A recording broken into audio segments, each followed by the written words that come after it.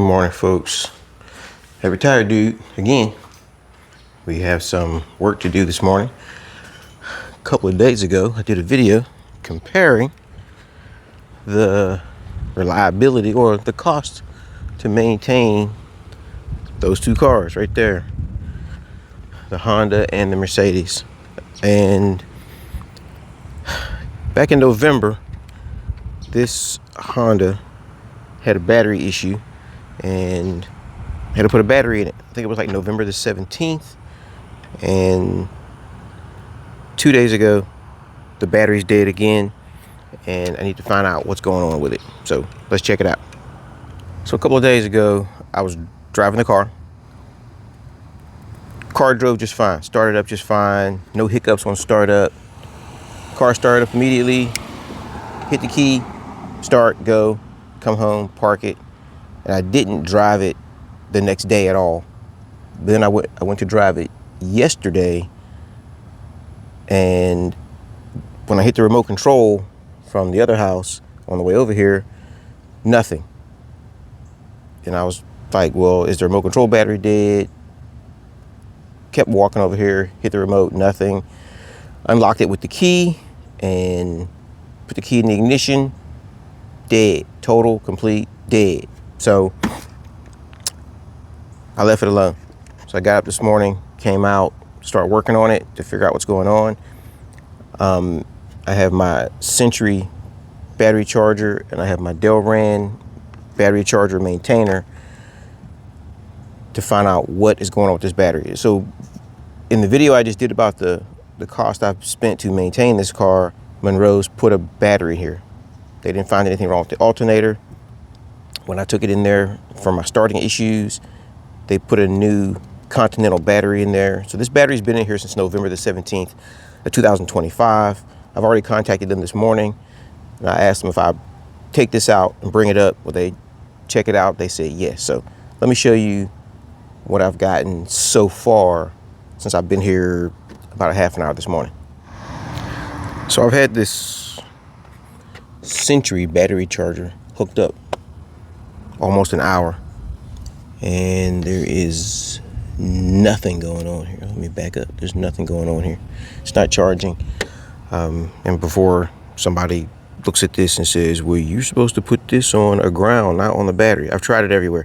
I've tried ground, a couple grounding spots under the hood and directly to the battery, and it's not showing any charge at all.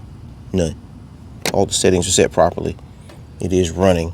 It is plugged in and all that stuff there, and it's not doing anything. So I'm going to disconnect this because my Delran over there has a light on it that literally will say charging or not charging. So the Delran battery tender, it's also a battery charger also, is hooked up, and it has a constant red blinking light. It doesn't look red in the video, but it's actually a red light. And it has a thing on the side here that says a flashing red light means the battery's not charging. A constant red light means it's charging. A flashing green light means the battery is up to 80%, and a solid green light means the battery is charged. So it's been on here for a little bit, and it's still flashing constantly red. It is hooked up. I've tried various grounds on it again also, just like I did with the Century, and it is not charging. So it may have a dead cell in it, and now I need to get it out and get it to Monroe's. All right, let's get this done. Once I get this battery out, I'm gonna run it down to Monroe's. They're gonna put it on their charger or on their tester, see if it's a dead cell.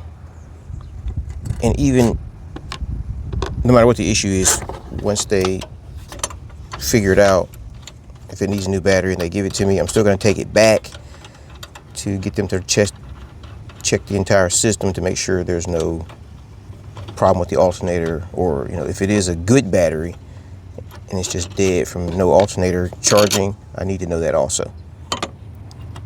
I've had a couple people comment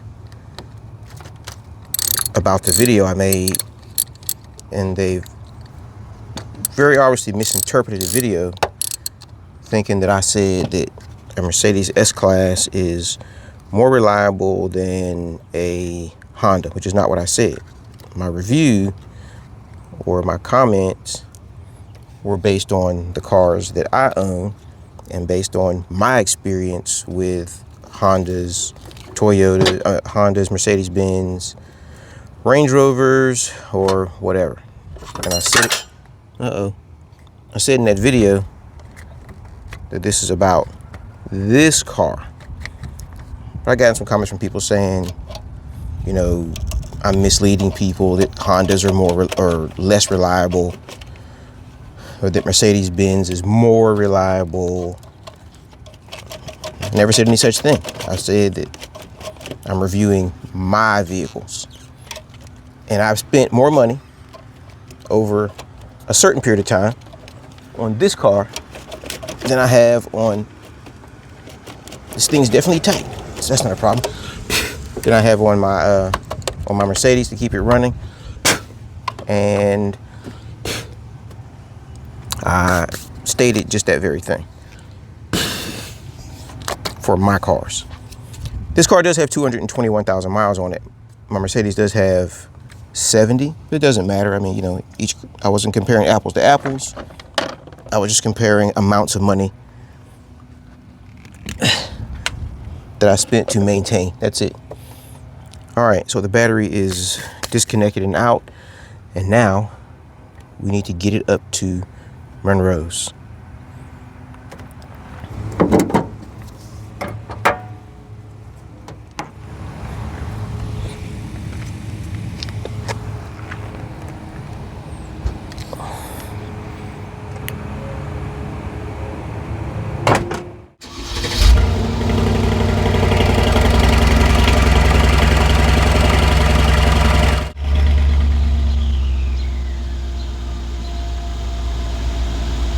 Battery's loaded up. Let's get to Monroe's and find out what the heck is going on here. All right, here's Monroe's garage, right there. I already know that I can't record in there, so I will update you when I come out. And they were waiting on me. As soon as I walked in the door, the technician came out with his battery assessor and plugged it up and said, come back in an hour and I'll let you know what's going on. So, more to come. All right, just got back from Monroe's. Went there, walked in, saw the battery on the counter, and the lady said that battery was totally dead. It wouldn't even take a charge. Your old battery was put in November, still under warranty, so here's your new battery. Where do I sign? Nothing. Take your battery and let's see what happens. So I told them when I put this battery in that I'm going to bring the entire car back so they can hook it up and make sure that the charging system is working, that the alternator's putting out charge and everything else. They said, sure, fine, we'll take care of it as soon as you get here.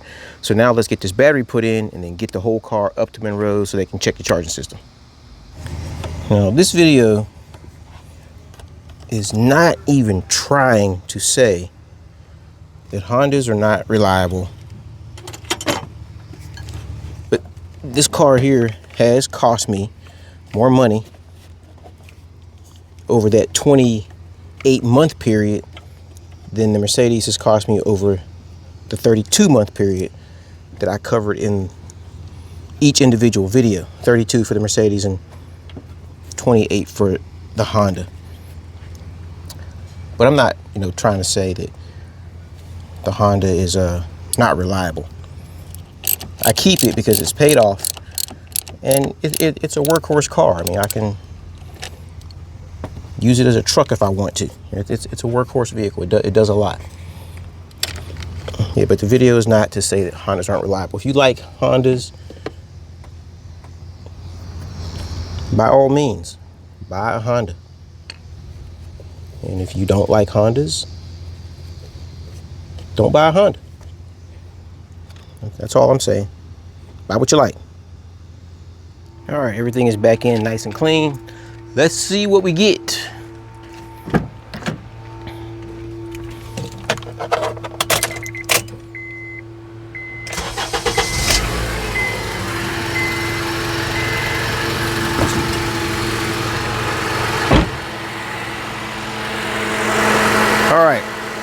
There we go. Now I'm going to run this down to Monroe's, let them hook up the charging system, their charging tester, and make sure that everything is charging properly. And then we'll wrap the video up. All right, folks, I just got back from Monroe's. It is super crazy hot out here. It is too hot for me to finish this video sitting outside. It's like 107 degrees. It's just too hot. So we're going to finish this video up in the car and talk about the latest breakdown in this vehicle. I thought it was just a battery, but it wasn't. That Mercedes has cost me nothing to operate on breakdowns. All the money I put into that car has been on maintenance ahead of time, proactive maintenance. The Honda costs me money periodically because stuff just breaks on it. So let's get in the car and talk about what was discovered at Monroe's. All right, folks. It's a long day. It's hot out there too. It's over 105.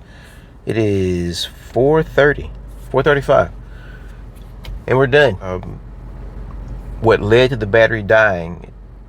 One thing was that the brake lights, the brake pedal right here, if you can hear it, whatever the plunger is or the switch is down there that activates the brake lights when you push it and it goes off and on. It's a plastic piece. That switch was broken, and when I was pushing the brake, whatever the last time was I drove the vehicle, when I hit the brake lights, I guess when I was backing it up into the driveway at the second house over here, the brake lights didn't turn off, and I didn't know that, and that contributed to the battery draining. And they also discovered that the alternator was not putting out what it needed to put out. That alternator had been put in 2 or 3 years ago. Honda did it. I didn't even bother checking on the warranty for that, not after that many years, 2 or 3 years.